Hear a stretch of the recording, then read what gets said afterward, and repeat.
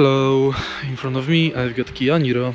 In this video I'll show you where fuse box is in this car. The first fuse box is located on the right side of engine compartment. Simply lift this cover, and here is the fuse box.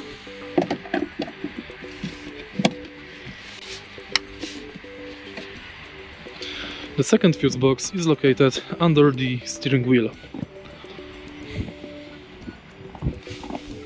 Simply lift this cover and it's right here.